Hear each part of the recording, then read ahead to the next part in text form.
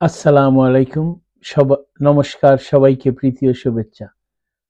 5ই আগস্টের সন্ত্রাসী হামলা এবং জুলাই আন্দোলন সব নিয়ে অনেক কিছু আপনারা শুনেছেন। অনেক প্রমাণ আমরা দিয়েছি, সেটা কোনো অবস্থাতেই কোটা সংস্কার আন্দোলন ছিল না। ইউএস স্টেট ডিপার্টমেন্টের ডকুমেন্ট, যে ডকুমেন্ট লিক করেছিল গ্রে জোন, সেখানেও পরিষ্কার দেখা গেছে যে তৎকালীন বাইডেন প্রশাসন ফাইন্যান্স এই বিভিন্ন স্টেক হোল্ডারকে ফাইন্যান্স করেছে শেখ হাসিনাকে ক্ষমতার থেকে সরানোর জন্য। পরাশক্তিদের উদ্দেশ্য ছিল প্রথম দিকে, আজ থেকে নেই, বাংলাদেশ সৃষ্টির পূর্ব থেকেই তাদের সেন্ট মার্টিন এবং মায়ানমারের সন্ত্রাসী সংগঠনকে সাপোর্ট দেওয়ার জন্য একটি রাস্তা। সেটা কোনো সরকারি দেয় নাই। প্রথম বঙ্গবন্ধু রিফিউজ করেছেন, জিয়াউর রহমানও দেয় নাই, খালেদাও না, শেখ হাসিনা তো প্রশ্নই আসে না। তো ওরা ইউনুসকেই, এজন্যই তারা পৃথিবীর কোথাও নেই লোন দেয় যে ভদ্রলোক লোন সুদে 36% লোন দিয়ে নোবেল প্রাইজ পায়। একটা ব্যাংকের লোন দেওয়া, এই সবই টাকার, পশ্চিমা বিশ্বের টাকার জন্য। যেমন সুইডিশ গ্রামীণ ব্যাংক ফোনের মালিক সুইডিশ রয়্যাল ফ্যামিলি, তো অবশ্যই সেখানে নোবেলের অসুবিধা নেই। গ্রামীণ ফোন ব্যবসা করে ট্যাক্স দেয় না, তো তারা তো ইউনুসকে দেখবেই, তো সেটা উই নো ইট।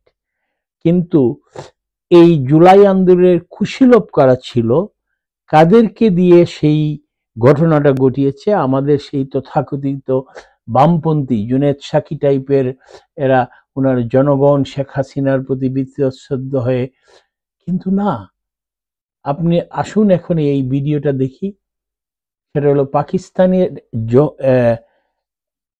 আমাদের পাকিস্তানের জামাতের ভাতৃপ্রতিম সংগঠন জামাতুল্লাহ দাওয়া, তার নেতা সাইফুল্লাহ কাসুরি এবং মুজাম্মিল হাশমি কি বলে। যদিও ব্যাপারটা উর্দুতে, আপনারা অবশ্যই বুঝতে পারবেন। আমি কিছু কিছু উর্দু জানি, আমি চেষ্টা করব সেটাকে ট্রান্সলেট করতে। আসুন আমরা ভিডিওটা দেখি। अपने दुश्मन को पैगाम दे रहे हैं कि जरा ध्यान से ये बात सुनना, जरा गौर करना। तुम हमें अपनी गोली से डराते हो, मोदी हम तुझे वाज़े पैगाम देते हैं, हमारे तो बच्चे तेरे मसाइलों से नहीं डरे, हम तेरी गोली से कहां डरेंगे।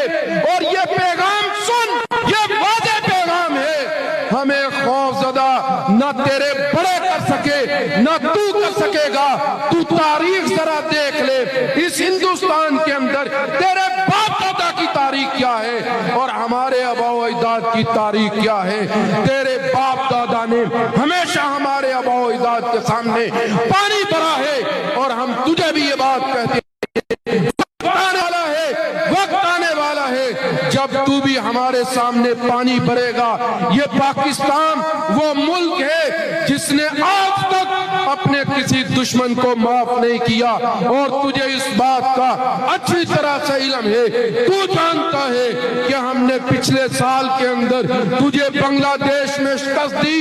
मोदी तू जानता है बांग्लादेश में तुझे शिकस्त हमने दी है, और तू इस बात को भी जानता है कि मई के महीने के अंदर अगर तूने 11 मई को धमाके किए, हमने 28 मई को धमाके किए, तू रात की तारीकी में 7 मई को आया था, हम दिन के उजालों में 10 मई को आए थे। फर्क बिल्कुल वाज़ेह है, हम दिन के उजालों में चलने वाले हैं, हम साजिशें करने वाले नहीं हैं, हम जवाब देने वाले हैं। और मोदी हम तुझे जवाब दे रहे हैं, हमारा पैगाम सुन, हमारी बात सुन। अगर तू मुकाबले के मैदान में आएगा, हम मुकाबले के मैदान में आएंगे। अगर तू अमन की बात करेगा, हम अमन की बात करेंगे। लेकिन अगर तू डराने धमकाने की कोशिश करेगा, तो फिर तू इस बात को जानता है पाकिस्तान के अंदर खौफ नाम की कोई चीज नहीं है। ये बेखौफ लोगों की कौम है, ये शेरों की कौम है, ये दलेरों की कौम है, ये जुर्रत वालों की कौम है। ये दुश्मन के गिरेबान पे हाथ डालना चाहती है, जानती है, और इनको पता है अपने दुश्मन को कैसे शिकस्त दी जाती है। लिहाजा ये गलत फहमी अपनी दूर कर लो। और आज मैं गुजरांवाला के अपने भाइयों को, अपने बुजुर्गों को, अपने साथियों को, अपनी माओ को, अपनी बहनों को, अपनी बेटियों को ये बात कहना चाहता हूँ, आइए अब वक्त बदल रहा है, अब हालात बदल रहे हैं। ये पाकिस्तान এই ভদ্রলোকের নাম মুজাম্মিল হাশমি। সে ইউনাইটেড নেশনের খাতায় সন্ত্রাসী হিসাবে পরিচিত। সে পরিষ্কার বলতেছে তারা জুলাই আগস্টের আন্দোলনটা তারা ৭১-এর প্রতিশোধ নিয়েছে। কারণ এই লোকের দাদা, সেও একজন সোলজার ছিল পাকিস্তান আর্মিতে, সে ভারতীয় বিমান হামলায় বাংলাদেশে তার দাদার মৃত্যু হয়েছে। তো এই সব সংগঠনগুলোদের ওপেন স্বীকারোক্তি তারা বাংলাদেশে ছিল, সেটা শেখ হাসিনা সরকারের ফেইলিওর, কারণ টাকার বিনিময়ে সব ইন্টেলিজেন্স বিক্রি হয়ে গিয়েছিল, সেটাই মেইন। এমনকি বাংলাদেশ সেনাবাহিনীর বিরাট অংশ টাকার কাছে মাথা নত করেছিল, সেটা প্রমাণ আছে, সবাই জানে। এই লোকটা বলতেছে ৭১-এর সে বদলা নিল, কিন্তু এই যে আমাদের আসিফ নজরুল গং, এই যে তথাকথিত বুদ্ধিজীবীরা সামান্য কিছু টাকার বিনিময়ে একটা সুন্দর দেশকে ধ্বংস করে দিল। ওরা হয়তো বিদেশে যাবে, পালিয়ে লুকিয়ে থাকতে হবে, কিন্তু দেশ তো ধ্বংস হয়ে গেল। ওরা ধরেন সবাই সেফ এক্সিট নিয়ে নিল, কিন্তু বিদেশে তো ওরা স্বাধীনভাবে চলতে পারবে না। আপনি দেখেন বঙ্গবন্ধুর হত্যাকারীরা সারা জীবন 50 ইয়ার্স পালিয়ে বেরিয়েছে, স্বাধীনভাবে কোনো বিদেশের রেস্টুরেন্টে যেতে পারে নাই। সেই আসিফ নজরুল্লাহ ধরেন, আমার মনে হয় না দেশ থেকে, কারণ এদের শত্রু সবাই, এরা আর্মি ছাড়া, পুলিশ আর্মি ছাড়া ঘর থেকে বেরোতে পারে না। কারণ আওয়ামী লীগের বিরুদ্ধে যে ক্ষোভ ছিল সেটা ছিল আর্টিফিশিয়াল, মানুষকে ভুল তথ্য দিয়ে মানুষকে জাগিয়ে তোলা হয়েছিল ধর্মীয় নাম ধরে। যেমন আশ্চর্যজনক জিনিস, জামাত ৭১-এ বলেছিল পাকিস্তানের বিরোধিতা করা ইসলামের বিরোধিতা, কিন্তু আপনি যদি পাকিস্তানে যান দেখবেন বাংলাদেশের মানুষ মোর ধর্মভীরু পাকিস্তানের চেয়ে। ওরা মুখেই ইসলাম বলে। যত আকাম কুকাম, পৃথিবীর যত ওয়ার্স ক্রাইম ওই পাকিস্তানে হয়। ওরা সৌদি আরবে পকেট মারে।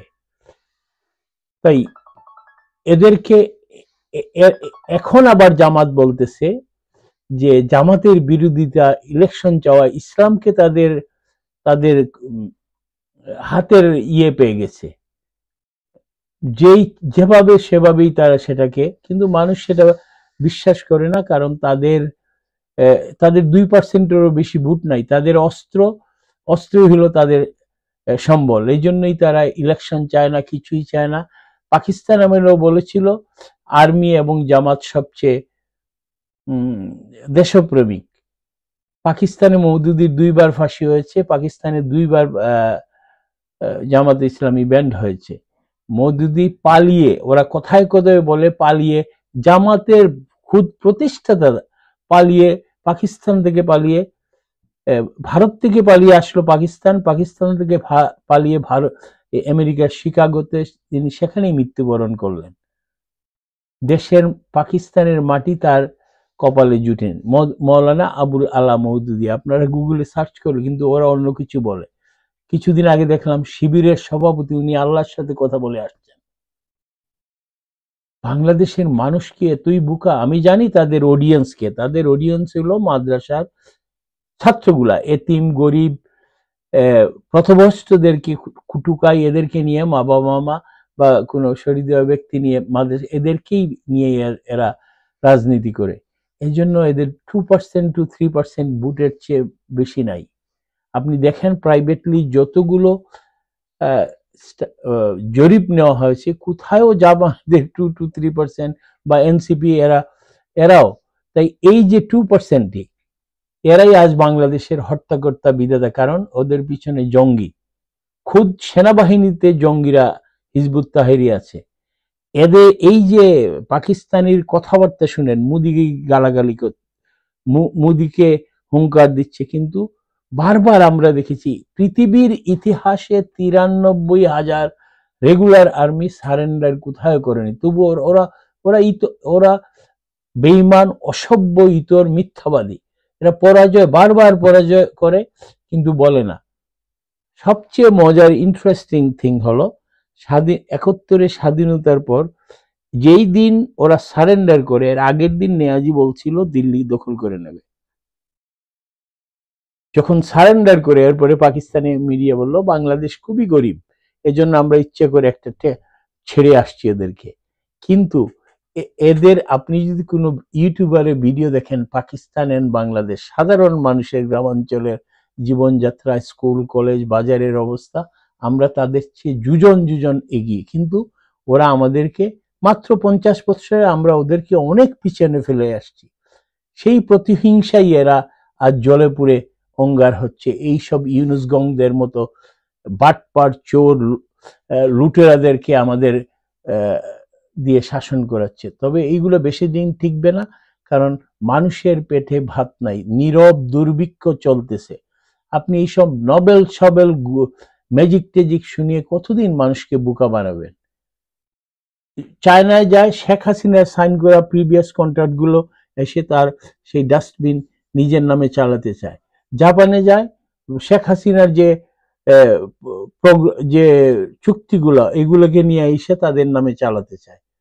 একটা কাজ ওরা করেছে জনকল্যাণমূলক, আপনি বলেন, ধ্বংস ছাড়া। গার্মেন্টস ইন্ডাস্ট্রি বন্ধ, সবকিছু, কোনো ফ্যাক্টরি নাই, কিছু নাই, সবাই মানুষ। গত সপ্তাহে দেখেছেন বাংলাদেশ প্রতিদিনের রিপোর্টে, মানুষ এখন সঞ্চয় ভেঙে খাচ্ছে। তাই এদের সময় খুবই সন্নিকটে। আপনারা যতগুলো দালাল এইসব জঙ্গিদের সহযোগ, এদেরকে নাম, ঠিকানা, ফটো তুলে রাখবেন। এদেরকে অবশ্যই কঠোর থেকে কঠোর শাস্তি দিতে হবে। তাই আজকের জন্য এটুকুই। ভালো থাকবেন। যে যার জায়গার থেকে আওয়াজ হটাও ইউনুস, বাঁচাও দেশ, আমার সোনার বাংলাদেশ। জয় বাংলা, জয় বঙ্গবন্ধু।